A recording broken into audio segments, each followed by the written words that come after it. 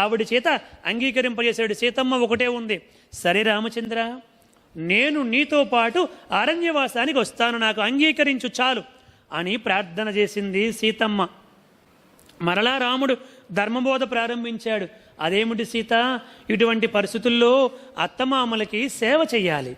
అత్తమామలు సేవ వదిలిపెట్టేసి వృద్ధాప్యములో ఉన్నారు. దశరథ మహారాజు ఎంత కష్టములో ఉన్నారు చూడు.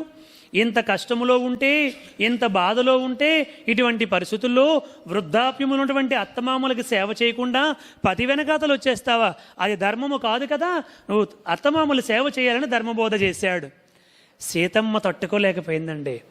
ఆమన్నది, రామచంద్ర, నీ తల్లికి ఏమిటి ధర్మబోధ చేశావు?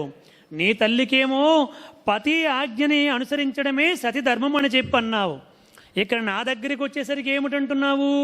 అత్తమామల సేవ చేసుకో, నాతో రావద్దు అంటున్నావా? నువ్వు లేనటువంటి అయోధ్య నాకెందుకయ్యా? నువ్వు ఎక్కడుంటే అదే నాకు అయోధ్య. నువ్వు లేనటువంటి, నువ్వు అరణ్యములో ఉంటే ఆ అరణ్యమే నాకు అయోధ్య.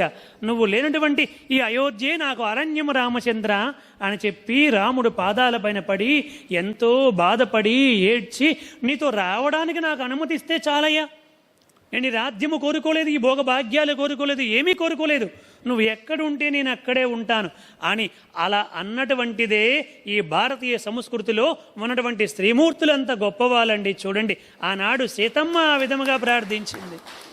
రాముడు చెప్పాడు, చూడు సీత, అక్కడ కష్టాలు నువ్వు పడలేవు. అరణ్యవాసం అంటే ఏమిటనుకుంటున్నావు? నువ్వు ఎప్పుడు కూడా అక్కడేమో జనక మహారాజు కూతురివి, ఇక్కడేమో దశరథ మహారాజు కోడలివి.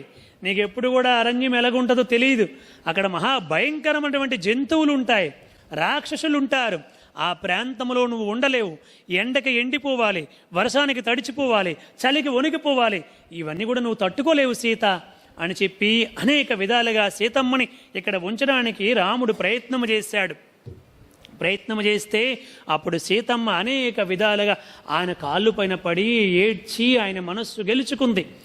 దానికి చెబుతారన్నమాట పద్యం. ఏమంటారంటే, తండ్రి మాటను నిలుపగా రాముండు అడవులకు పయనమయ్యే, నేను నీ బాటలోనే వస్తాను అనుచు సీతమ్మ కదిలే, ఓ పడతి ఆ అడవిలో కష్టాలు పడలేవు అని రాముడు నీడనే వదిలిపెట్టి నీవెల వెళ్ళగలవనుచు పలికే.